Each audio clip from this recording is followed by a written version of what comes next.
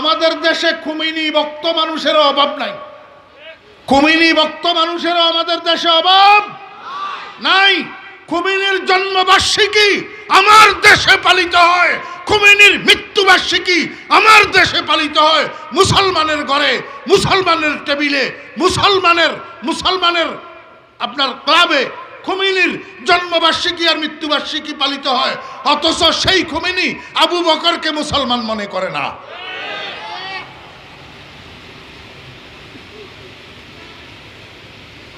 আমার কথা এটা মাইকে হইতেছে না?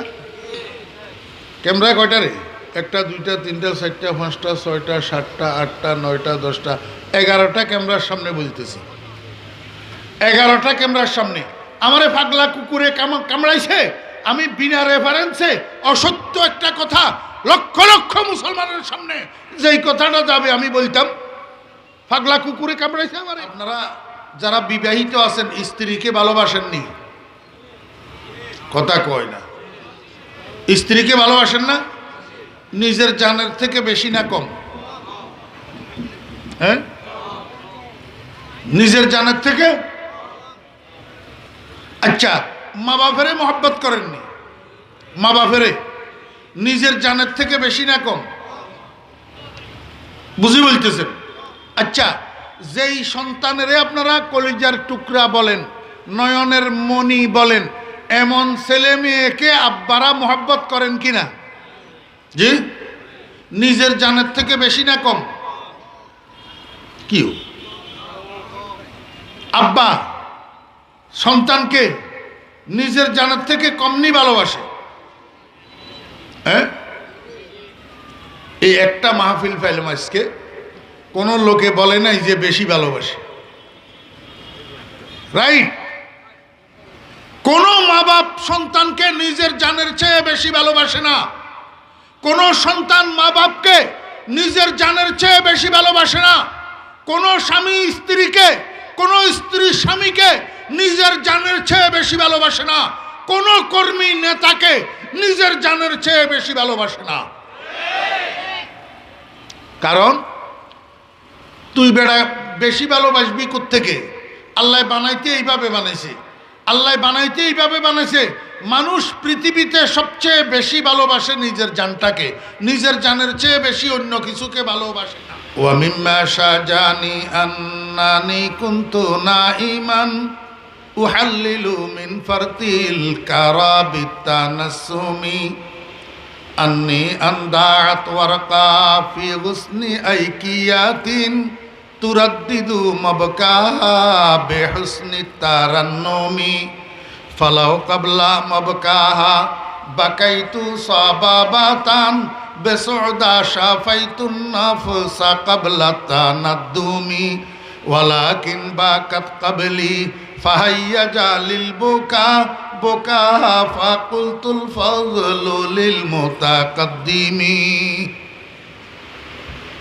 আদি ইবনে রেকার শেয়ার, আদি ইবনে রেকার বউ মারা গেছে, আর আদি ইবনে রেকা এই শেয়ারগুলা, এই ছন্দগুলা রচনা করছেন। 60টা ছন্দ, 60টার থেকে 2টা ছন্দ আল্লামা হারিরি রহমতুল্লাহ আলাইহি মকামাতে হারিরির মধ্যে বয়ান করছে। মকামাতে হারিরির মধ্যে কয়টা? 2টা। এইবার মাদ্রাসার ছাত্ররা একটু বলো, আমি যে 60টা শেয়ার শুনাইলাম আর বাকি 2টা কোন কিতাবে আছে? কত চাই কেউ ফাইললে?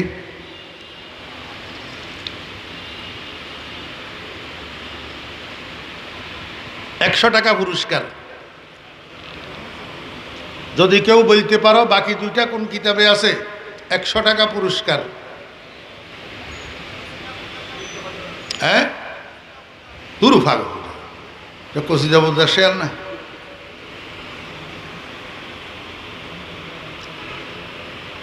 হযরত মাওলানা ইদ্রিস কান্দলভী রহমতুল্লাহ আলাইহি মকামাতে হারিরির একটা হাসিয়া লিখছেন, যেটার নাম হাসিয়া ইদ্রিসিয়া। এই হাসিয়া ইদ্রিসিয়ার মধ্যে হযরত মাওলানা ইদ্রিস কান্দলভী রহমতুল্লাহ আলাইহি এই বাকি উপরের 2টা শেয়ার উল্লেখ করছেন। কেন উল্লেখ করছেন? ওই যে ফালাও কাবলা মবকা হা, এ হা জমির এটা মুয়ান্নাস হইল কেন? এটার মর্যাদা কোথায়? যেই 2 শেয়ার মকামাতের মধ্যে বর্ণিত আছে, এই দুই শেয়ারের মধ্যে তো মর্যা নাই, তো মুজাক্কর না মুআন্নাস মর্যা এটাও তো আমরা বুঝতে পারতেছি না। তাহলে জমির কেন মুআন্নাস হলো? এইটা বোঝানোর জন্য আদি ইবনে রাকার প্রথম দুইটা শেয়ার ইদ্রিস কান্দলবী রহমতুল্লাহ আলাইহি হাসিয়া ইদ্রিসিয়ার মধ্যে আনছে। প্রথম দুই শেয়ারের দ্বিতীয় শেয়ারের মধ্যে ওয়ারাকাউ শব্দ একটা আছে। এই ওয়ারাকাউ অর্থ কবুতরি, পায়রি কবুতর, মুআন্নাস, এই জন্য জমির মুআন্নাস আনা হয়েছে।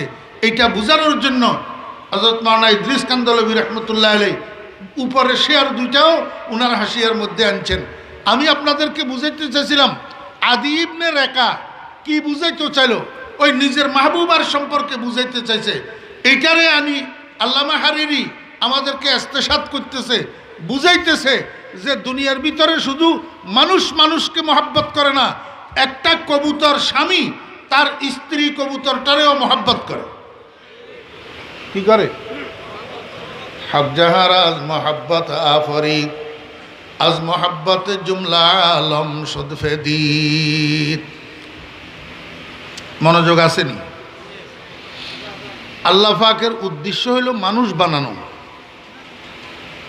সৃষ্টি যত জীব আছে এই সমস্ত জীবের মধ্যে মুখ্য হইল মানুষ। মুখ্য হইল কি? মানুষ। কেন? কথা যদি বলতে যাই তো কথা লম্বা হয়ে যায়। আল্লাহ পাক একটা গুপ্তধন ছিলেন, গুপ্তধন। আল্লাহ পাকের ইচ্ছা হইল নিজেকে প্রকাশ করবেন।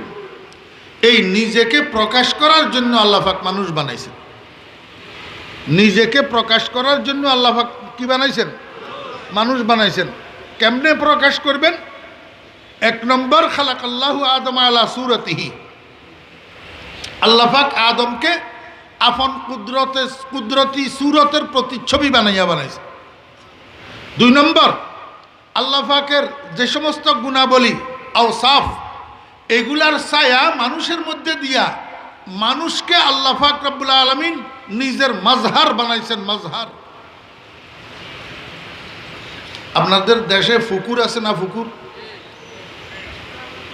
চন্দ্র মাসের 14 তারিখে যখন চাঁদ মাথার উপরে থাকে তখন পুকুরের ফাড়ে যাইয়া পুকুরের পানির মধ্যে তাকাইলে প্রত্যেক পুকুরে একটা একটা চাঁদ দেখা যায় কিনা? যায়নি? আল্লাহু আকবার। ওই হুবহু আকাশের চাঁদের মতো আকৃতি, রং, হ্যাঁ, দেখতে আকাশের চাঁদের মতো, কিন্তু আসলে ওই আকাশেরটা হলো অরিজিনাল আর এটা হলো ডুপ্লি। এটা হলো কি? ডুপ্লি। ঠিক তদ্রূপ সারা দুনিয়ার মানুষ, শত সহস্র কোটি মানুষ ওই ফানির চাঁদের মতো, আর আহকামুল হাকিমিন রব্বুল আলামিন আকাশের চাঁদের মতো। কেন? আমরা যে চোখে দেখতেছি এটা সিফতে বসর, কানে শুনতেছি এটা সিফতে সামা, আমরা যে মুখে বলতেছি এটা সিফতে কালাম, আমরা যে জানি জ্ঞান অর্জন করি এটা সিফতে ইলম। এই সমস্ত সিফতগুলোর মূল মালিক আল্লাহ। মূল মালিক আল্লাহ। আল্লাহ পাক নিজস্ব গুণাবলীর, নিজস্ব আওসাফের একটা ছায়া মানুষের মধ্যে দিয়া মানুষকে দেখনেওয়ালা, শুননেওয়ালা, বলনেওয়ালা, জাননেওয়ালা বানাইছে। আসলে গুণগুলা কার? আদম উস্তুর লাবে আওসাফে উলুস ওয়াসফে আদম মজহারে আয়াতে উস্ত ইলমে শানো হিলমে শানো লুৎফে শাহ চৌসে তারা চরখাদার আবে রওয়া। আল্লাহ পাক লুপ্তধন ছিলেন, নিজেকে প্রকাশ করার যখন ইচ্ছা করছেন এই জন্য আল্লাহ পাক মানুষ তৈরি করছেন। এখন মানুষ যদি আল্লাহ পাকের মুখ্য সৃষ্টি হয় তাহলে মানুষের মধ্যে মহব্বতের দাতু দিছেন, ঠিক আছে, পশু পাখি জীবজন্তুর মধ্যে দিলেন কেন? আল্লাহ পাক রব্বুল আলামিন মানুষদেরকে বুঝাইতে চায়, ও মানুষেরা, তোমরা যে পরস্পর পরস্পরকে মহব্বত করো, পশু পাখিরা যে পরস্পর পরস্পরকে মহব্বত করে, এই সমস্ত মহব্বতগুলো হইল ডুপ্লি মহব্বত। 2 নম্বর মহব্বত নকল মহব্বত, অরিজিনাল মহব্বত না। অরিজিনাল মহব্বত হইল তোমরা দুনিয়ার মানুষেরা আমি আল্লাহকে যে মহব্বত করবা সেটা হলো অরিজিনাল মহব্বত। এখন হযরত নানুপুরি হুজুর রহমতুল্লাহ আলাইহি বলতেন,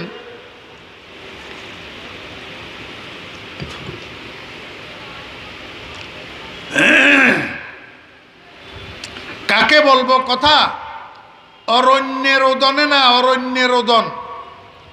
এখন আমাদের অবস্থাও সেরকম, কাকে বলবো কথা, কে বুঝবে কথা। বর্তমান দুনিয়ার মানুষ ওই নকলি মোহাব্বতটা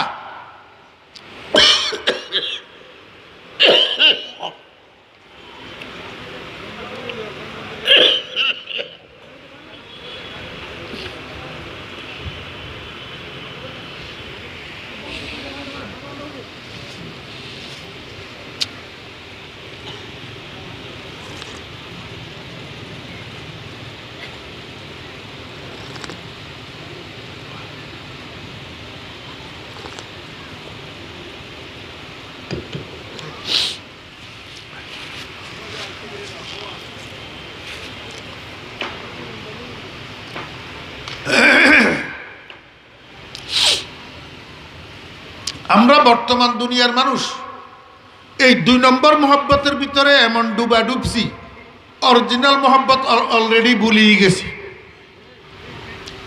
আল্লাহকে যে মানুষ মোহাব্বত করবে, মোহাব্বত করা লাগবে, এই কথাটা এখন বর্তমান দুনিয়ার মানুষ বুঝেও না। শুধু বউয়ের মোহাব্বত বুঝে, মা বাপের মোহাব্বত বুঝে, ছেলে মেয়ের মোহাব্বত বুঝে, ভাই বেরাদরের মোহাব্বত বুঝে, বন্ধু বান্ধবের মোহাব্বত বুঝে, জায়গা জমিনের মোহাব্বত বুঝে, টাকা পয়সার মোহাব্বত বুঝে। বর্তমান দুনিয়ার মানুষ আল্লাহর মোহাব্বত বুঝে না। এই আল্লাহর মোহাব্বতটা দুনিয়ার মানুষকে শিখানোর জন্য আল্লাহ পাক আল্লাহর বন্ধু মুহাম্মদুর রাসূলুল্লাহ সাল্লাল্লাহু আলাইহি ওয়াসাল্লামকে দুনিয়াতে পাঠাইছেন। আমাকে বুঝে থাকলে বলুন, মুহাম্মদুর রাসূলুল্লাহ সাল্লাল্লাহু আলাইহি ওয়াসাল্লাম দুনিয়ার মানুষকে আল্লাহর মোহাব্বত শিক্ষা দিয়েছেন না দেন নাই? যাদেরকে নবীজি সরাসরি আল্লাহর মোহাব্বত শিক্ষা দিয়েছেন, প্রত্যক্ষ সরাসরি সর্বপ্রথম যাদেরকে আল্লাহর মোহাব্বত শিক্ষা দিয়েছেন, বলুন তো ওই মানুষগুলা কারা? সবাই বলেন। আমার বেহরা দোস্ত আহবাব, আমরা বর্তমান যুগের মুসলমানের সন্তানেরা কথা বলার সময় এত বড় চাইতা চাইতা কথা বলি, এক কথা 5 মণ ওজন, কিন্তু মুসলমানের বাচ্চা ইসলামী অনুশাসনের জরুরি জিনিসগুলা জানে না। সাহাবী কাকে বলে? সাহাবী এই কথাটা মুসলমানের সন্তানেরা অনেকে এগুলা না জানার কারণে হইতেছে কি জানেন? এগুলা না জানার কারণে হইতেছে ডাইনের থেকে বামের থেকে সামনের থেকে পিছের থেকে ইসলামের শত্রুরা, ইসলামের দুশ্মনেরা, ইসলাম নিয়ে ষড়যন্ত্রকারীরা কখনো মৌখিক কখনো লিখার মাধ্যমে মুসলমানের সূর্য সন্তানগুলাকে প্রতিনিয়ত পথভ্রষ্ট করে ফেলতেছে। একটু পরে বুঝবেন। সাহাবী কাকে বলে? সাহাবী খুব ভালোভাবে বুঝেন। ওই সমস্ত মানুষগুলাকে সাহাবী বলে যারা নবীজিকে স্বচক্ষে দেখছে এবং নবীজির হাতে কলমা পড়ি ঈমান আনছে, সেই ঈমানের উপরে মৃত্যুবরণ করছে, উনাদেরকে বলে সাহাবী। মনোযোগ আসেনি? আগামীকাল সকালে আরেকজনের কাছে যাইয়া বলতে পারবেন, আমার ভাইয়েরা দোস্ত আহবাব, যারা নবীজিকে স্বচক্ষে দেখছে কিন্তু নবীজির হাতে কলমা পড়ি ঈমান আনে নাই, এদেরকে বলে কাফের। এদেরকে বলে কাফের। যারা নবীজিকে স্বচক্ষে দেখছে, নবীজির হাতে কলমা পড়ি ঈমান আনছে, কিন্তু মৃত্যু পর্যন্ত ঈমানটা ধরে রাখতে পারে নাই, মরণের আগে আবার কাফের হইয়া গেছে, এদেরকে বলে মুরতাদ। এদেরকে কি বলে? তাহলে মানুষ কয় দল হইল? একদল সাহাবী, একদল কাফের, একদল মুরতাদ। আমার ভাইয়েরা দোস্ত আহবাব, নবীজি যাদেরকে সরাসরি শিক্ষা দিয়েছেন আল্লাহর মোহাব্বত, উনারা হইলেন সাহাবায়ে কেরাম, আল্লাহর নবীর সাহাবীগণ। আল্লাহর নবীর এই সাহাবীরা হইল নবী রসুলদের পরে আল্লাহ পাকের সৃষ্ট মানুষের মধ্যে সর্বশ্রেষ্ঠ মানুষ। মনোযোগ আসেনি? বুঝছেন না বুঝেন নাই? একেবারে আদম আলাইহিস সালাম থেকে কিয়ামত পর্যন্ত যত মানুষ আল্লাহ বানাইছে এর মধ্যে শ্রেষ্ঠ মানুষ হলেন নবীগণ। শ্রেষ্ঠ মানুষ নবীগণ। নবীগণের পরে শ্রেষ্ঠ মানুষ হলেন সাহাবীগণ। নবীদের মধ্যে শ্রেষ্ঠ নবী মুহাম্মদুর রাসূলুল্লাহ সাল্লাল্লাহু আলাইহি ওয়াসাল্লাম। আর সাহাবীদের মধ্যে শ্রেষ্ঠ সাহাবী আবু বকর সিদ্দিক রাদিয়াল্লাহু আনহু। এই জন্য আবু বকর সিদ্দিক আফজালুন নাসে বাদাল আম্বিয়া, ১৬ লক্ষ নবী রাসূলের পরে আর যত মানুষ দুনিয়াতে আসছে, যত নবীর সাহাবী আছে, সমস্ত মানুষের মধ্য থেকে, সমস্ত সাহাবীগণের মধ্য থেকে উত্তম মানুষ হলেন আবু বকর। কথা বুঝছেন না বুঝেন না? এই কথাটা মানবে কে? সমস্ত মানুষের মধ্যে নবী রাসূলদের পরে উত্তম মানুষ আবু বকর। এই কথাটা মানবে কে? ইমানদার না বেঈমান? সবাই বলেন কে মানবে? যদি কেউ আবু বকরকে শ্রেষ্ঠ মানুষ না মানে ওই মানুষটা ইমানদার না বেঈমান? সবাই বলেন কে কে বলেন? হাত উঠান। হাত উঠাইলে হইতেছি এই জন্য যে একটু পরে যখন কাঁধে আসবে, নিজের বুঝে আসবে না, তখন আমার উপরে চড়াও হবেন, এই জন্য হাত উঠাইলাম। আবু বকর আফজালুন নাসে বাদাল আম্বিয়া, সমস্ত নবী রাসূলদের পরে শ্রেষ্ঠ মানুষ। এই কথাটা যে মানবে সে ইমানদার, আর যে না মানবে সে কাফের। কথা কয় না?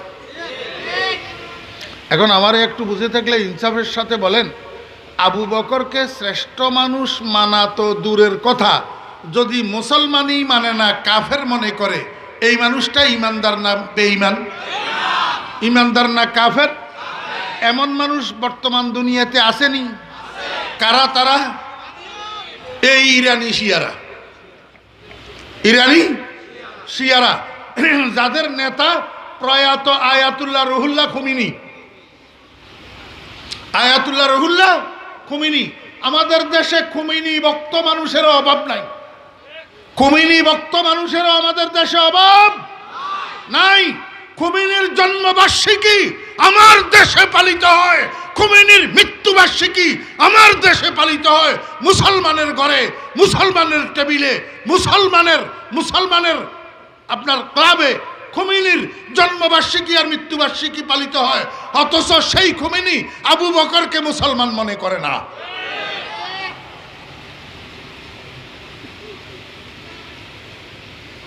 আমার কথা এটা মাইকে হইতেছে না?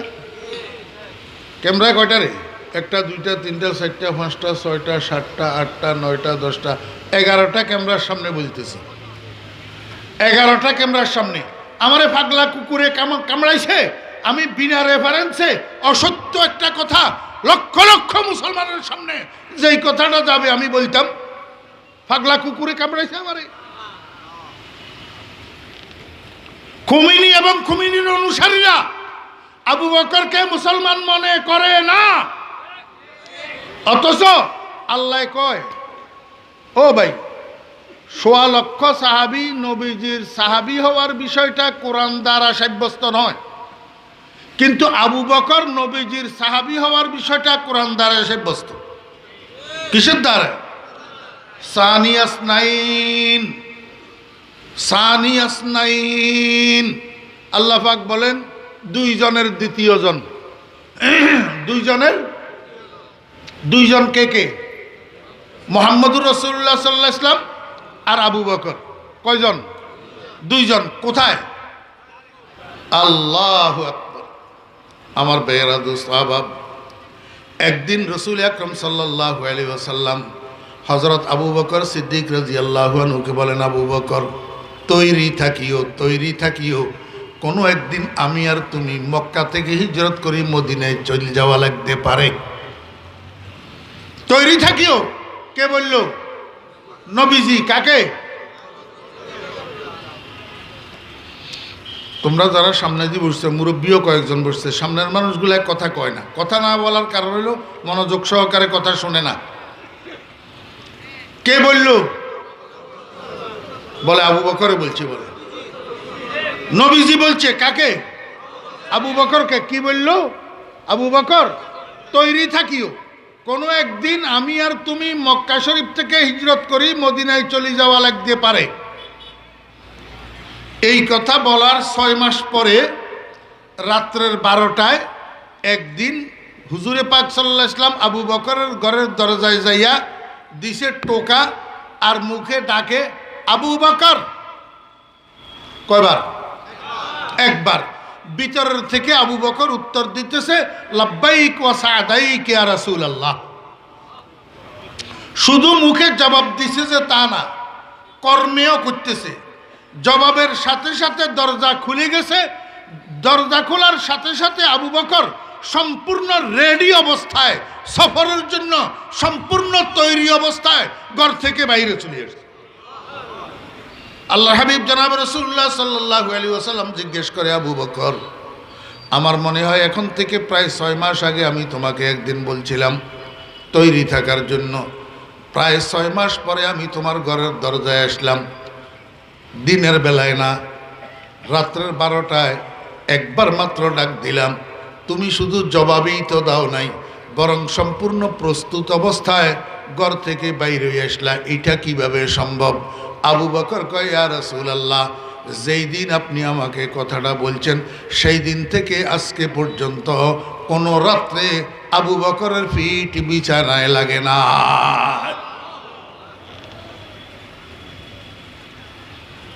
তার নাম আবু বকর, তার নাম মোহাব্বত, তার নাম আবু বকর, তার নাম মোহাব্বত।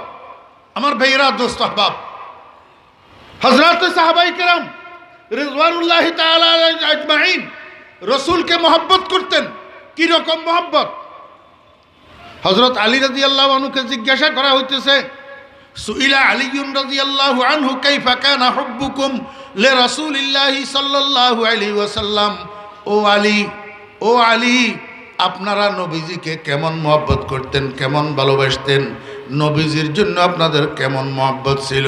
হযরত আলী রাদিয়াল্লাহু আনহু বলেন, কুন্না আশাদ্দান নাসি হুব্বান লিরাসূলিল্লাহি সাল্লাল্লাহু আলাইহি ওয়াসাল্লাম মিন আনফুসিনা ওয়া আমওয়ালিনা ওয়া আবাইনা ওয়া উম্মাহাতিনা আও কামা ক্বালা রাদিয়াল্লাহু আন। হযরত আলী রাদিয়াল্লাহু আনহু বলেন, হে দুনিয়ার মানুষেরা, আমরা আমাদের সম্পদের থেকে, আমরা আমাদের মায়ের থেকে, আমরা আমাদের বাপের থেকে, দুনিয়ার সব জিনিসের থেকে হুজুরে পাক সাল্লাল্লাহু আলাইহি ওয়াসাল্লামকে, মুহাম্মদুর রাসূলুল্লাহ সাল্লাল্লাহু আলাইহি ওয়াসাল্লামকে কঠিন ভালোবাসি। এমন কি আমাদের নিজের জানটার থেকেও আমরা নবীজিকে বেশি ভালোবাসি। মনোযোগ আসেনি? একবারে চিন্তা ভাবনা করি সঠিক উত্তর দিয়েন। আপনারা যারা বিবাহিত আছেন স্ত্রীকে ভালোবাসেননি? কথা কয় না। স্ত্রীকে ভালোবাসেন না? নিজের জানের থেকে বেশি না কম? হ্যাঁ, নিজের জানের থেকে। আচ্ছা, মা বাপেরে মহব্বত করেননি? মা বাপেরে নিজের জানের থেকে বেশি না কম? বুঝি বলতেছেন? আচ্ছা, যেই সন্তানেরে আপনারা কলিজার টুকরা বলেন, নয়নের মণি বলেন, এমন ছেলে মেয়েকে আব্বারা মহব্বত করেন কিনা? জি, নিজের জানের থেকে বেশি না কম? কি আব্বা সন্তানকে নিজের জানের থেকে কমনি ভালোবাসে? হ্যাঁ, এই একটা মাহফিল পাইলাম আজকে, কোনো লোকে বলে নাই যে বেশি ভালোবাসে। রাইট? কোনো মা বাপ সন্তানকে নিজের জানের চেয়ে বেশি ভালোবাসে না।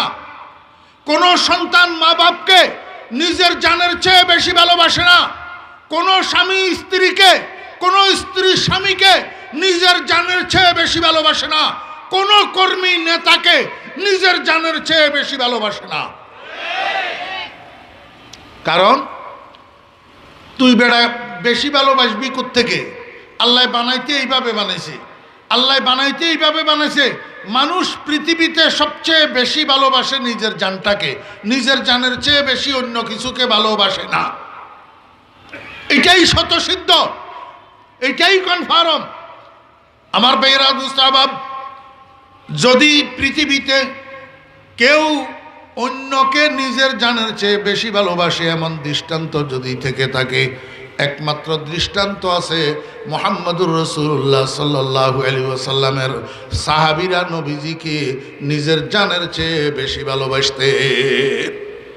যেই কথাটা হযরত আলী রাদিয়াল্লাহু আনহু বলছেন, কুন্না আশাদ্দান নাসি হুব্বান লিরাসূলিল্লাহি সাল্লাল্লাহু আলাইহি ওয়াসাল্লাম মিন আনফুসিনা, আমরা নবীজিকে আমাদের নিজের জানের চেয়েও বেশি ভালোবাসতাম। আমার ভাইরা দোস্ত আহবাব, বৃহস্পতিবার বিকেল বেলায় রাসূল আকরাম সাল্লাল্লাহু আলাইহি ওয়াসাল্লাম তিনজন সাহাবীকে ডাকছেন। তিনজন সাহাবীকে, একজনের নাম যায়েদ ইবনে হারেসা, একজনের নাম জাফর ইবনে আবি তালেব, একজনের নাম আব্দুল্লাহ ইবনে রাওয়াহা। এই তিনজন সাহাবীকে ডাকিয়া কয়, আমার সাহাবীগণ, মওতার ময়দানে ইসলামী সৈন্যদল আর কাফেরের সৈন্যদল মুখোমুখি অবস্থান করতেছে যুদ্ধের অপেক্ষায়, কিন্তু ইসলামী সৈন্য দলের সেনাপতিরা এখনো সেখানে পৌঁছায়। শহীদ হইয়া গেলে সেনাপতি হবে আব্দুল্লাহ ইবনে রাওয়াহা।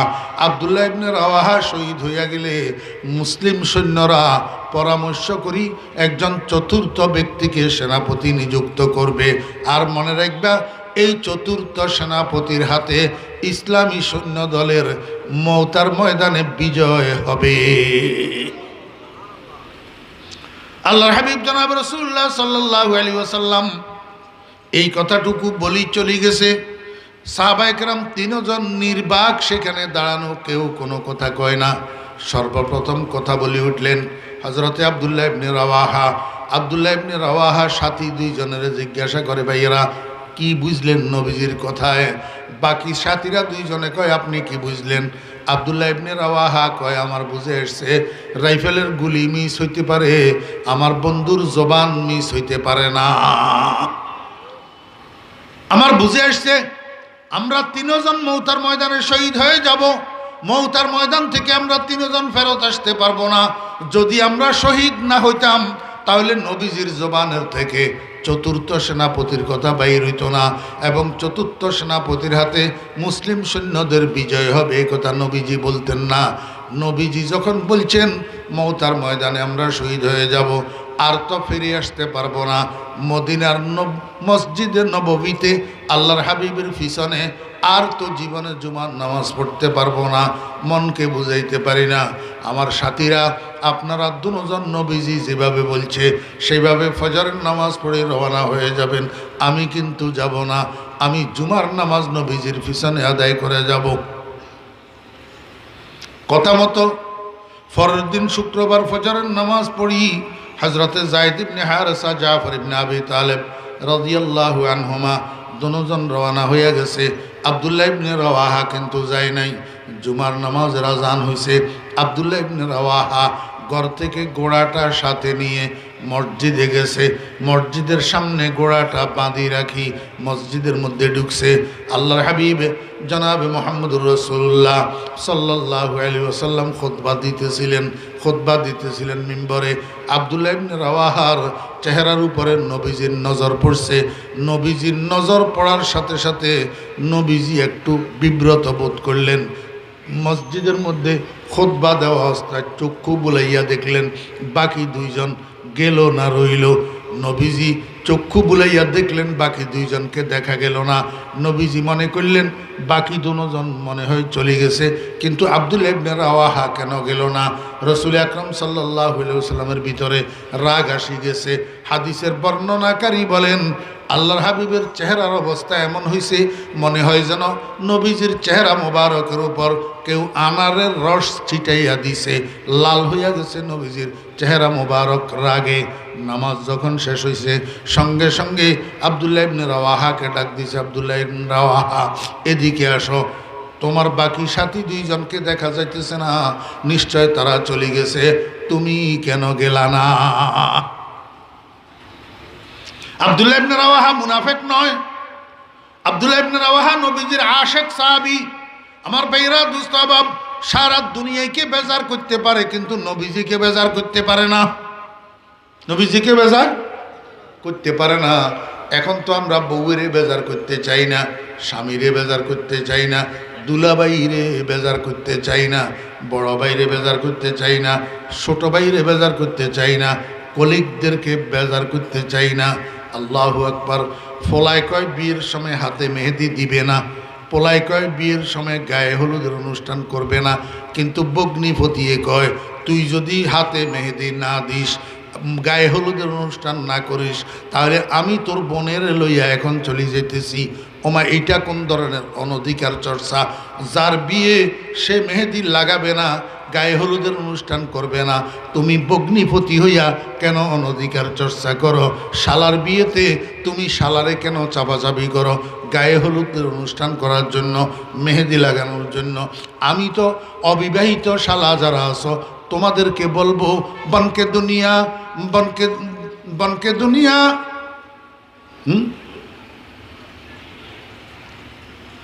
আমি তোমাদেরকে বলবো এইরকম হাজার বগ্নিপতি নারাজ হোক, তারপরেও তুই নবীজির সুন্নতের খেলাফ কোনো কাজ করবি না।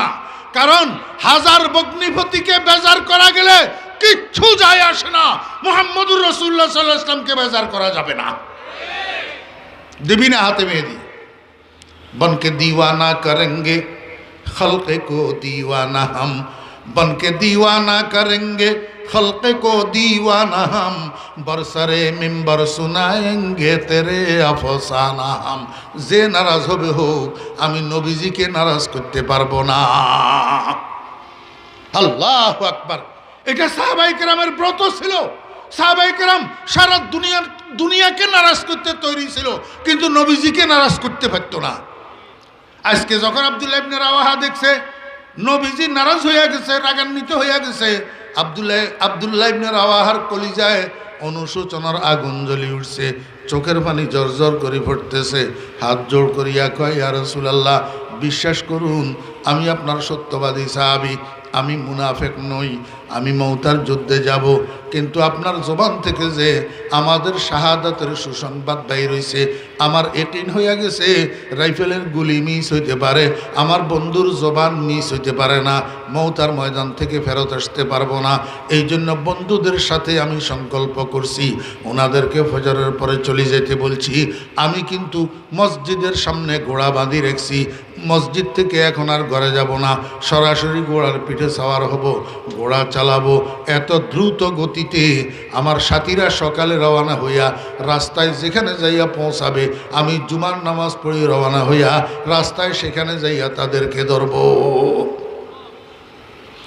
রাসূল আকরাম সাল্লাল্লাহু আলাইহি ওয়াসাল্লাম কয়, ও আব্দুল্লাহ ইবনে রাওয়াহা, তোমার খেয়াল ভালো, তোমার চিন্তাধারা ভালো, তোমার এরাদা ভালো, কিন্তু একটা কথা মনে রাখিও, সকালবেলায় আমার দুইজন সাহাবী আমি রসুলের কথা হুবহু পালন করিয়া ফজরের পরে রওনা হইয়া যেই সওয়াবের মালিক হইয়া গেছে, তুমি আসমান জমিনের মাঝখানের খালি জায়গা ভর্তি হইয়া যায় এমন সম্পদের যদি মালিক হইয়া যাও, আর সমস্ত সম্পদ আল্লাহর রাস্তায় যদি সদকা করে দাও, তারপরেও তাদের দ্বারে কাছেও পৌঁছাইতে পারবে না।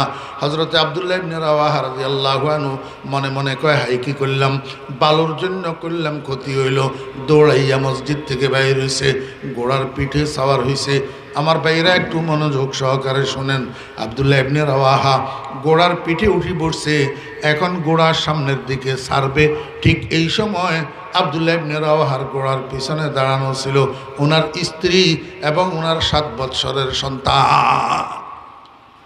7 বৎসরের ছেলেটা আমার ভাইরা দোস্ত বাবা পিছনের দিকে ডাক দিয়া কয়, আব্বু তুমি কত বড় নিঠুর, আম্মুর কাছে শুনছি তুমি নাকি জীবনের জন্য আমাদেরকে সারি চলে যেতেছ, মৌতার ময়দানে তুমি মরে যাইবা, আর কোনোদিন আমাদের কাছে আসবা না, আমাদের থেকে একটু বিদায়ও তো নিলা না, আমার মাথায় একটু হাত বুলাইয়া দিলা না, আমার মুখে একটু চুমাও তো দিলা না, এমনকি আমাদের দিকে একটু তাকাইয়াও তো দেখলা না, তুমি তো সামনের দিকে তাকাইয়া চলে যেতেছ, এটা কেমন নিষ্ঠুরতার কথা। বিবিও ডাকিয়া একই কথা কয়, ছেলেও ডাকিয়া একই কথা কয়। খোদার কসম, আব্দুল্লাহ ইবনে রাওয়াহা রাদিয়াল্লাহু আনহু তখনও পিছনের দিকে তাকায় নাই, সামনের দিকে তাকাইয়া তাকাইয়া কয়, আমার বিবি বাচ্চারা তোমরা ঘরে ফিরে যাও, আমি এখন তোমাদের দিকে আর তাকাবো না, কারণ সারা দুনিয়ার সব কিছুকে বেজার করা যাবে, তোমাদের মতো হাজার বিবি বাচ্চা ত্যাগ করা যাবে, মুহাম্মদুর রাসূলুল্লাহ সাল্লাল্লাহু আলাইহি ওয়াসাল্লামের হুকুম অমান্য করা যাবে না।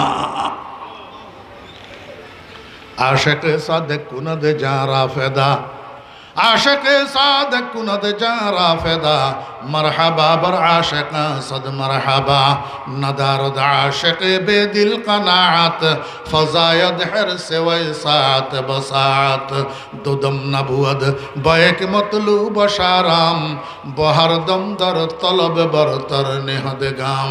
আমি আপনাদেরকে এই ঘটনা কেন শুনাইলাম, আমাকে একটু বুকে হাত দিয়া বলেন না, যদি এই তিনজন সাহাবীর জায়গায় আমি ফরিদউদ্দিন হইতাম, আমাকে যদি অগ্রিম বলি দেওয়া হইতো তুমি মৌতার ময়দানে মরে যাইবা আর ফিরে আসতে পারিবা না, তাহলে আমি ফরিদউদ্দিন যাইতাম নি মৌতার ময়দানে?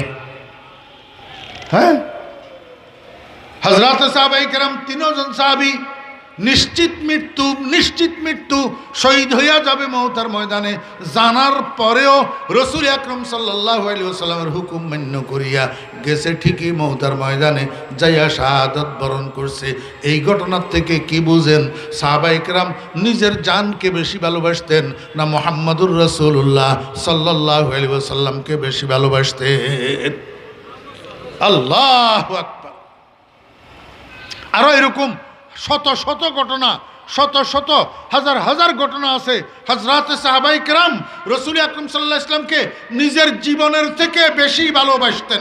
তন্মধ্যে সবচেয়ে বেশি ভালোবাসতেন হযরত আবু বকর সিদ্দিক রাদিয়াল্লাহু আনহু। মনে আছেন না ভুলে গেছেন?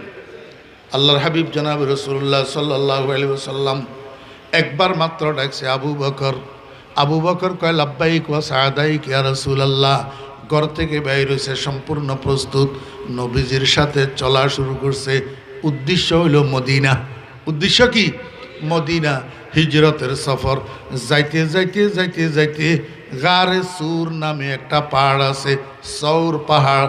এই সৌর পাহাড়ের গোড়ায় যাইয়া দুজন উপরের দিকে উঠা শুরু করছে। আপনারা যারা হজে গেছেন, মক্কা শরীফ গেছেন, ওমরায় গেছেন, আপনারা দেখছেন গারে জবলে সৌর যেই পাহাড়টা, এই পাহাড়টা মক্কা শরীফের সমতল ভূমি থেকে 5 কিলোমিটার উঁচু। কত কিলোমিটার?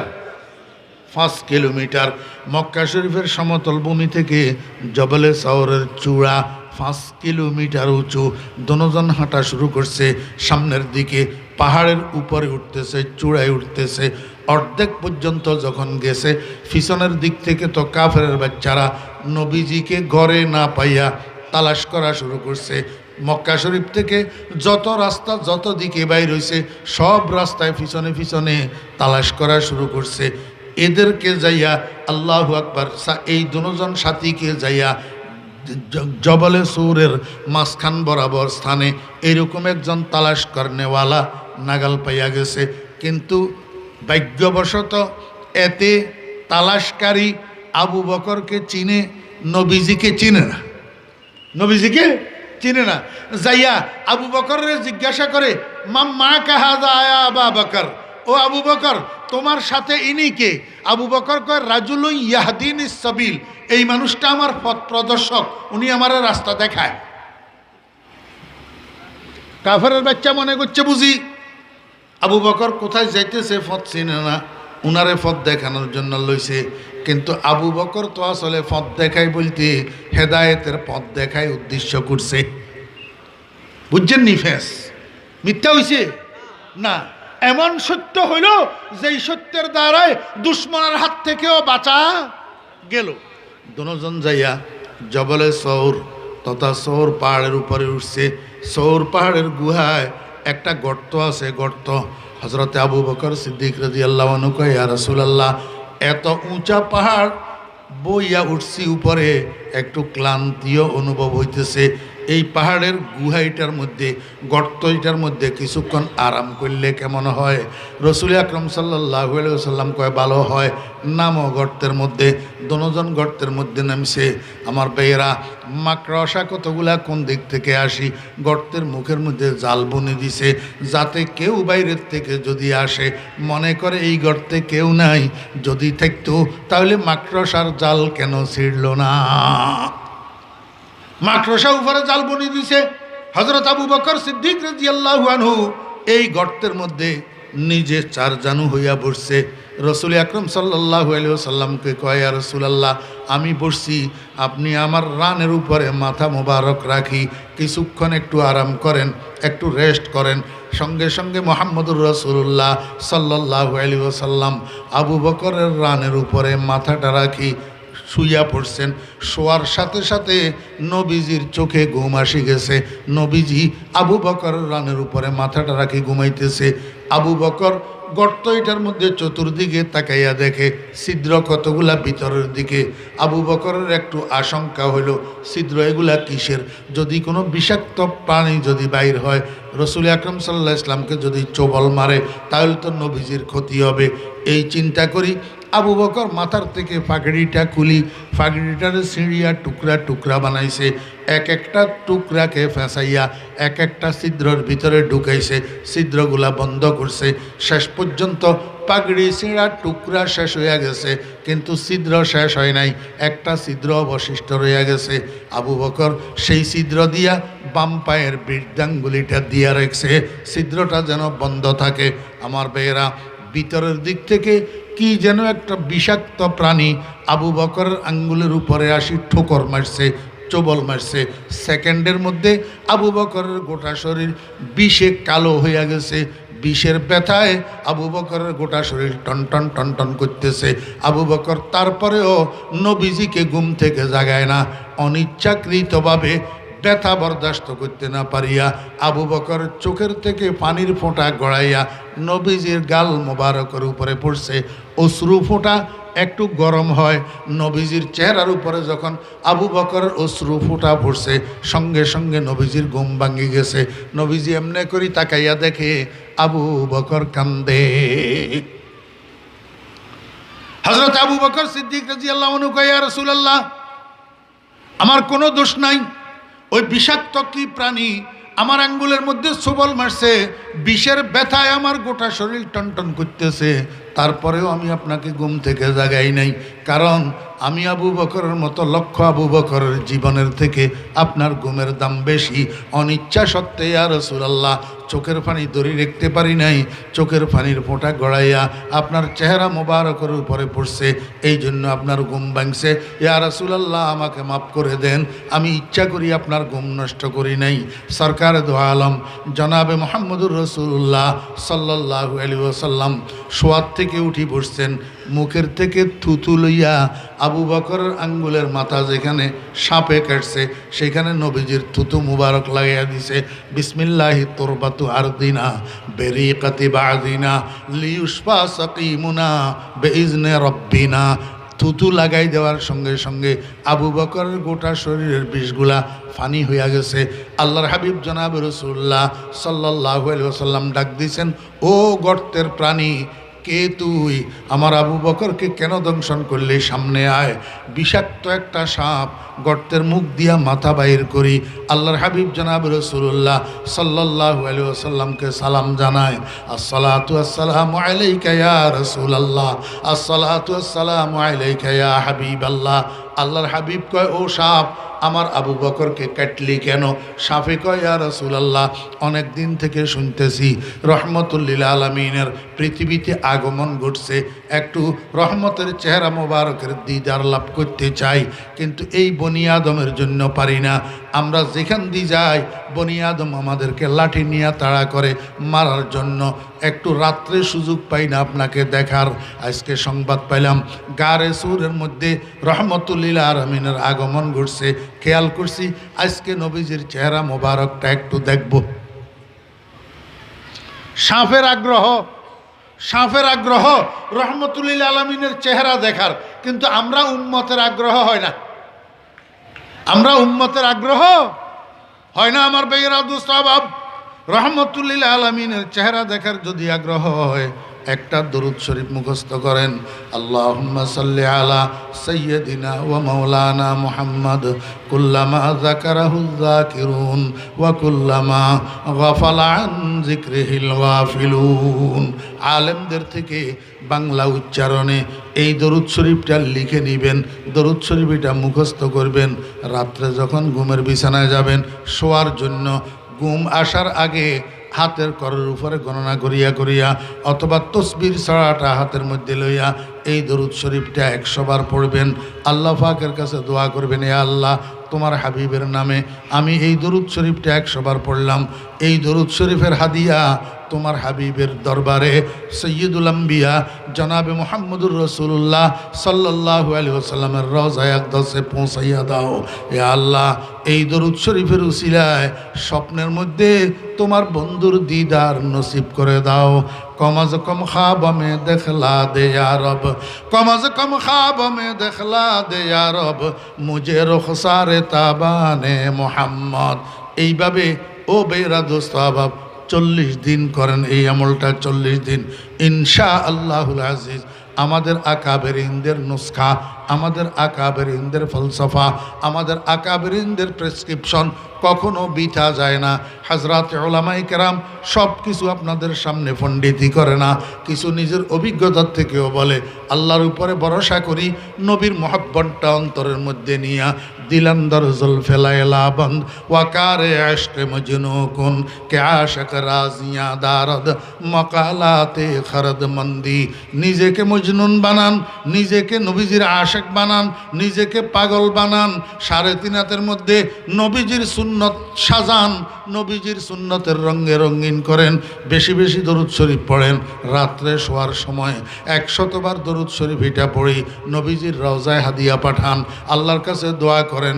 দোয়ায়ে সুবহ শামে তু কলিদে গঞ্জ মকসুদাস দরি রাহো রবিশমিরো কে বাদিলদারে পায়বন্দি। আল্লাহর কাছে দোয়া করেন, এ আল্লাহ তোমার বন্ধুর নামে যে দরুদ পড়লাম এই দরুদের উসিলায় স্বপ্নের মধ্যে তোমার বন্ধুর রহমতের চেহারা মোবারকটা আমাকে একটু দিদার করাইয়া দাও। ইনশাআল্লাহ যদি 40 দিন এই আমল করেন, আমি মুতাওয়াক্কিলান আলাল্লাহ বলতেছি, আল্লাহর রহমতে এই 40 দিনের যেই কোনো এক রাত্রে আপনার সাথে বন্ধুর দিদার নসিব হইয়া যাবে। শাফে চায় রহমতুল্লিল আলমিনের চেহারা দেখতে, কিন্তু আমাদের তো আগ্রহ হয় না। শাফে কয়, ইয়া রাসূলুল্লাহ আজকে খবর পাইলাম গারে সুরের মধ্যে নবীজির আগমন ঘটছে, এক একটা ছিদ্র দিয়া মাথা বাইর করি রহমতুল্লিল আলমিনের চেহারাটা দেখার জন্য। আবু বকরের সাথে আমার কি দুশ্মনী ছিল, আবু বকর ছিদ্রটা বন্ধ করে দে, আমি আর আপনার চেহারাটা দেখতে পারি না। প্রত্যেকটা ছিদ্র দিয়া মাথা ঠুকাইছি, বাইর হইতে পারি না। শেষ পর্যন্ত একটা ছিদ্র দিয়া মাথা বাইর করতে গেলাম, দেখি আবু বকরের পাও, আবু বকরের পায়ের উপরে চবল মারলাম, পাও সরি গেল। আর আমি রহমতুল্লিল আলমিনের দিদার নসিব করল, দিদার নসিব হইল, আল্লাহর হাবিবের দিদার লাভ করলাম। ইয়া রাসূলুল্লাহ অন্য কোনো উদ্দেশ্য ছিল না। আমার ভাইয়েরা দোস্ত আহবাব, আমি আপনাদেরকে বুঝাতে চেয়েছিলাম যে সমস্ত দুনিয়ার মানুষের মহব্বত যদি একত্রিত করা হয়, একজন সাহাবীর মহব্বতের সমান হবে না। সারা দুনিয়ার অলি আবদাল গাউস কুতুব, সারা দুনিয়ার মুহাদ্দিস মুফতি ইমাম সবের এক পাল্লায় উঠাই দেওয়া হয়, নবীজির আদনা একজন সাহাবীর পায়ের তালুর দুলা যদি এক পাল্লায় উঠাই দেওয়া হয়, সারা দুনিয়ার অলি আবদাল মিলিয়া একজন সাহাবীর পায়ের তালুর দুলার সমান হবে না। 100,000 শিবলিও সদহা জুনায়েদ, 100,000 শিবলিও সদহা জুনায়েদ, খাকে পায়ে বুহুরায়রা কায়রসদ। ও আখেরি জমানার মুসলমানের যুবকেরা, আখেরি জমানার মুসলমানের তরুণেরা, কিশোররা, তুমি স্কুল কলেজ ইউনিভার্সিটিতে পড়ো, মাদ্রাসায় পড়ো, কোনো রাজনৈতিক দলের সাথে রাজনীতি করো, রাজনৈতিক দলের কর্মী হিসাবে আসো, আমি তোমাকে অনুরোধ করে বলবো, দুনিয়ার মানুষ আমাকে একজন আলেম বলেন, নগণ্য হইলেও আলেম বনে, আলেম হিসাবে চিনে। আমি হাদিস শরীফের মধ্যে নবীজির সাহাবীদের মানাকে পড়ছি, পড়াইছি, 1 বছর সেহাসিত্তার মধ্যে দাওরায়ে হাদিসের বছর পড়ছি, 15 বছর বুখারী শরীফ সামনে নিয়ে ছাত্রদের সামনে আল্লাহ পাক আমাকে বসার তৌফিক দিয়েছেন। এই 15 বছর আমি মানাকিবে আসহাবে রাসূল ছাত্রদেরকে পড়াইছি। আল্লাহর হাবিব বলেন, আমার উম্মতের আলেমেরা তোমরা যখন দেখবা সমাজের মধ্যে ফিতনা চড়াইতেছে, বেদাত চড়াইতেছে, এই আমার সাহাবীদেরকে দুনিয়ার মানুষ গালাগালি করতেছে, কটূক্তি করতেছে, সমালোচনা করতেছে, এই সময়ের মধ্যে তোমরা আলেমেরা আমার সাহাবীদের মান মর্যাদা, আমার সাহাবীদের সম্মান, আমার সাহাবীদের ফজিলত সর্বসাধারণ মুসলমানের কাছে বর্ণনা করিবা, যাতে সর্বসাধারণ মুসলমানেরা আমার সাহাবীদের মর্যাদা সম্পর্কে জানে, বুঝে। যদি তোমরা আলেমেরা আমার সাহাবীদের মানাকে পড়াইয়া সর্বসাধারণকে এগুলা না বলো, না জানাও, তাহলে তোমাদের উপরে আল্লাহর লানত পড়ুক, ফেরেশতাদের লানত পড়ুক, সমস্ত সাহাবী প্রেমিক মুসলমানদের লানত পড়ুক। ও ভাইয়েরা, ছোট ভাইয়েরা, আমি এখন যদি তোমাদেরকে না বলি, আমি তো নবীজির বদদোয়ার ভাগী হই। আমার জন্য নবীজি বদদোয়া করছেন, আল্লাহর লানত, ফেরেশতাদের লানত, সমস্ত সাহাবী প্রেমিক মানুষের লানত। এই জন্য আমি তোমাদেরকে বলা, খবরদার খবরদার, কোনো একজন সাহাবী সম্পর্কে অন্তরে বিদ্বেষ পোষণ করবা না। এমনকি হজরতে আমিরে মুআবিয়া রাদিয়াল্লাহু আনহু সম্পর্কেও অন্তরে বিদ্বেষ পোষণ করবা না। আমিরে মুআবিয়া রাদিয়াল্লাহু আনহু সম্পর্কেও অযাচিত ভাষায় অনাকাঙ্ক্ষিত শব্দে কোনো অবস্থায় মুখে আমিরে মুআবিয়া সম্পর্কে কথা বলবা না, কোনো সাহাবীর সমালোচনায় লিপ্ত হইবা না, কোনো সাহাবী সম্পর্কে কটূক্তি ক্রিটিসাইজ করবা না। সাহাবীরা মেয়ারে হক না, এই কথাও তোমার বলার দরকার নাই, কারণ ফেরেশতা কবরের মধ্যে তোমার এইটা জিজ্ঞেস করবে না সাহাবী মেয়ারে হক কিনা না, এটা তোমার বলার দরকার নাই। খবরদার, সাহাবায়ে কেরামের সম্পর্কে যদি সাহাবীদের ফজিলতার মর্যাদার সম্মান বর্ণনা করতে পারো করিবা, অন্যথায় অন্যভাবে সাহাবীদের শানে মুখ খুলবা না। যদি সারা দুনিয়াতে বর্তমানে যতগুলা মানুষ আছে সবগুলাকে ফরিদুদ্দিনের মতো বানানো হয়, এরকম শত সহস্র কোটি ফরিদুদ্দিনকে যদি এক পাল্লায় উঠাই দেওয়া হয়, হযরত আমিরে মুআবিয়া রাদিয়াল্লাহু আনহুর একটা পশমের সমান হবে না, একটা পশমের সমান হবে না। আমার ভাইয়েরা, দোস্ত আহবাব, হযরত আমিরে মুআবিয়া রাদিয়াল্লাহু আনহু সাহাবী, উনি নবীজিকে স্বচক্ষে দেখছেন, নবীজির হাতে কলমা পড়ে ঈমান আনছেন, সেই ঈমানের উপরে মৃত্যুবরণ করছেন। নবীজির ওহীর লেখক ছিলেন হযরত আমিরে মুআবিয়া রাদিয়াল্লাহু আনহু। তুই কে আমিরে মুআবিয়া সম্পর্কে ভালো মন্দ বলার? আমার ভাইয়েরা, দোস্ত আহবাব, আল্লাহ পাক রব্বুল আলামিন বলেন, সানিয়াস নাইন, দুইজনের দ্বিতীয় জন। এবার বুঝে থাকলে বলুন না, দুইজনের দ্বিতীয় জন। দুইজন কে কে? রাসূল আকরাম সাল্লাল্লাহু আলাইহি ওয়াসাল্লাম আর আবু বকর। কোথায়? ওই গারে সুরের ভিতর, গারে সুরের ভিতর, জবলে সুরের গুহার মধ্যে দুইজন, একজন রসুল আর একজন রসুলের সাহাবী আবু বকর। আল্লাহ কয় দুইজনের দ্বিতীয় জন। দ্বিতীয় জন বলি আল্লাহ পাকের উদ্দেশ্য মুহাম্মাদুর রাসূলুল্লাহ সাল্লাল্লাহু আলাইহি ওয়াসাল্লাম, দুইজনের দ্বিতীয় জন। ইজ ইয়াকুলু সানিয়াস নাইন ইজ হুমা ফিল গার ইজ ইয়াকুলু লিসাহিবিহি। মাদ্রাসার ছাত্র একটু ভালো বুঝবে।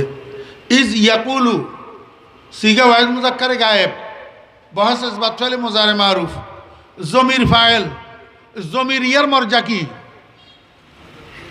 ইজ ইয়াকুলু জমিরের মর্জা কি? ফাইল আসলে কে? কস না রে, ওই সানি দ্বিতীয় জন কেডা? মুহাম্মাদুর রাসূলুল্লাহ সাল্লাল্লাহু আলাইহি ওয়াসাল্লাম। এই দ্বিতীয় জন যখন বললেন উনার সাথীকে যখন বললেন, কি বললেন?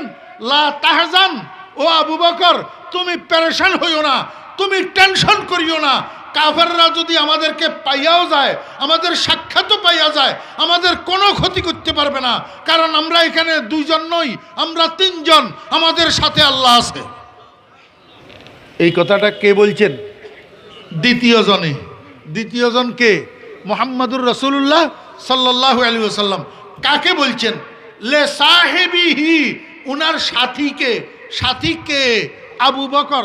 তাহলে আবু বকর নবীর সাহাবী হওয়া কোরআনের দ্বারা সাব্যস্ত হইল কি হইল না? কথা কয় না।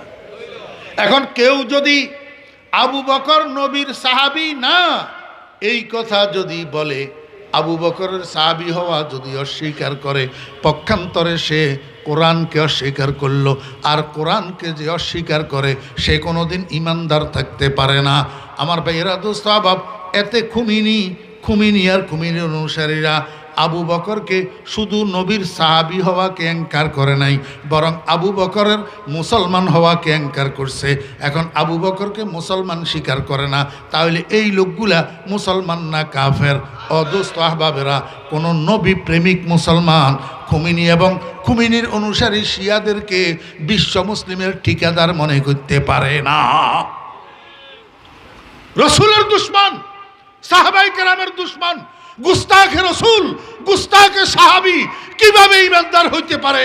কাফের, কাফের, স্পষ্ট কাফের। এই জন্য আল্লাহর হাবিব জনাব রাসূলুল্লাহ সাল্লাল্লাহু আলাইহি ওয়াসাল্লাম বলেন, ও আমার সাহাবীগণ, মান আহাব্বাহুম ফাবিহুব্বি আহাব্বাহুম ওয়া মান আবগাযাহুম ফাবিবুগযি আবগাযাহুম। যদি কেউ আমার সাহাবীদেরকে মহব্বত করে, তোমরা বুঝো তার কাছে সত্যিকারে আমি নবীর মহব্বত আছে।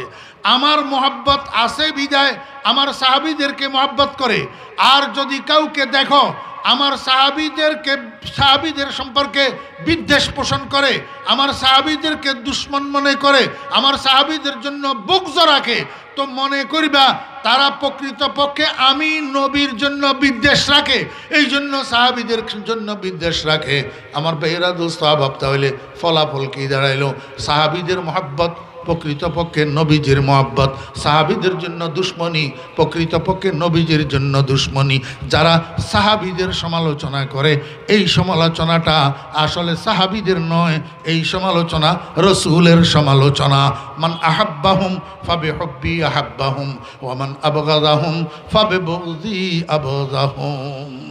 আল্লাহ পাক রব্বুল আলামিন আমাদেরকে হযরত সাহাবায়ে কেরাম, বিশেষ করে খুলাফায়ে রাশিদিন, রসুল আকরম সাল্লাল্লাহু আলাইহি ওয়াসাল্লামের চারজন খলিফা আবু বকর, ওমর, উসমান, আলী, বিশেষ করে হযরত আবু বকর সিদ্দিক রাদিয়াল্লাহু আনহু, হযরত আবু বকর সিদ্দিক আফজালুন নাস, আফজালুল মুসলিমিন, আফজালুল মুমিনিন, আফজালুস সাহাবা, আফজালুন নাস বা'দাল আম্বিয়া, আবু বকর সিদ্দিক রাদিয়াল্লাহু আনহু। যা হযরত আবু বকর সিদ্দিক রাদিয়াল্লাহু আনহু সম্পর্কে যারা বিদ্বেষ পোষণ করে, আমরা তাদেরকে মুসলমান মনে করি না।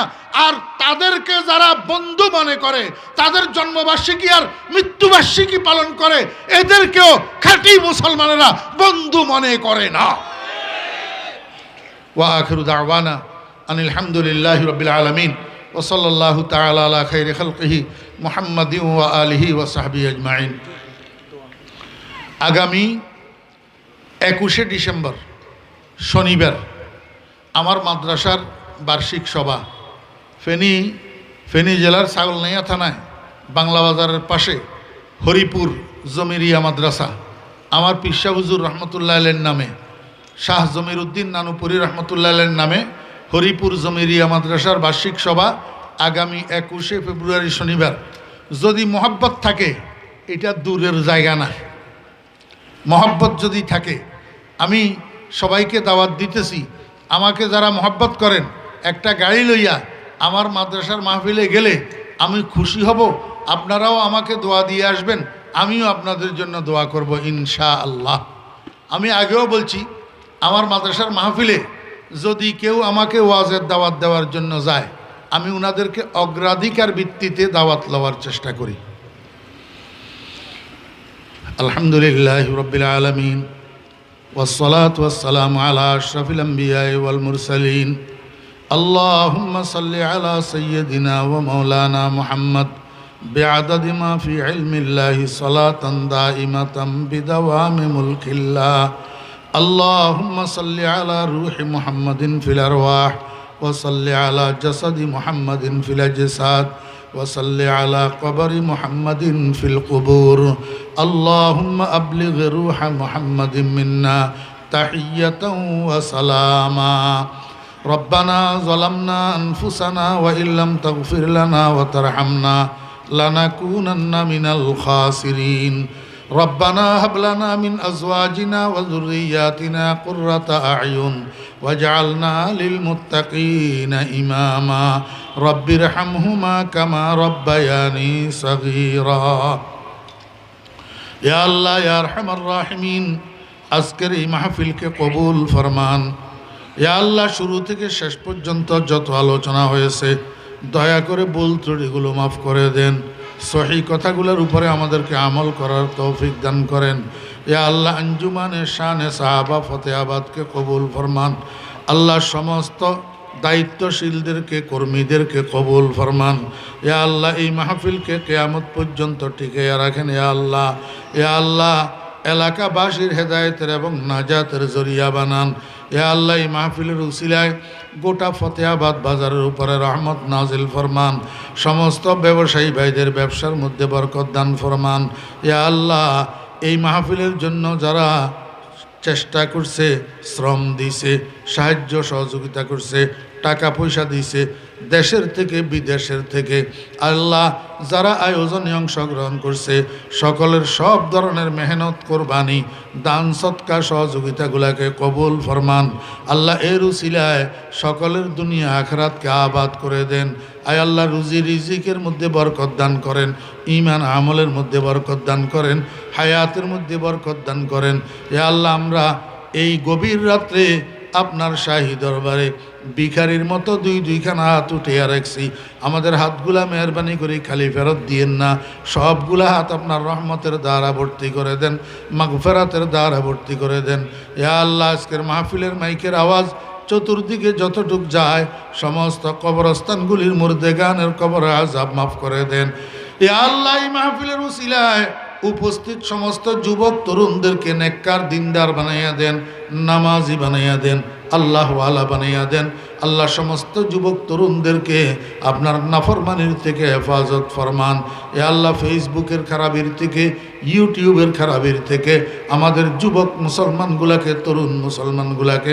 হেফাজত ফরমান এ আল্লাহ পর্দার আড়াল থেকে যে সমস্ত মা বোনেরা বয়ান শুনতেছেন দোয়ায় শরীক হইতেছেন আল্লাহ ওনাদের জিন্দেগির গুনাহ মাফ করে দেন মনের নেক কামনা বাসনা পূরণ করে দেন ইয়া আল্লাহ ওনাদেরকে নেককার দিনদার পর্দানশী বানাইয়া দেন যারা দোয়া চেয়েছেন কার কি হাজত আছে আপনার জানা আছে সকলের মুবাহ হাজাত পূরণ করে দেন মাকাসিদে হাসানা পূরণ করে দেন অসুস্থদেরকে শেফা দান করেন ইয়া আল্লাহ আমাদের আওলাদ ফরজন্দর মধ্যে যারা অসুস্থ আছে দয়া করে সেহতে কামেলায় আজলা এনায়াত ফরমান আলেমে হাক্কানি রব্বানি বানাইয়া দেন হায়াতের মধ্যে বরকত দান করেন ইয়া আল্লাহ আপনার হাবিবের সদকা দোয়া দরখাস্ত কবুল ফরমান আপনার হাবিবের দরবারে কোটি কোটি দরুদ ও সালামের হাদিয়া পৌঁছান ওয়া সাল্লাল্লাহু তাআলা আলা খাইরি খালকিহি মুহাম্মাদিন ওয়া আলিহি ওয়া সাহবিহি আজমাইন বিরহমাতিকা ইয়া আরহামার রাহিমিন।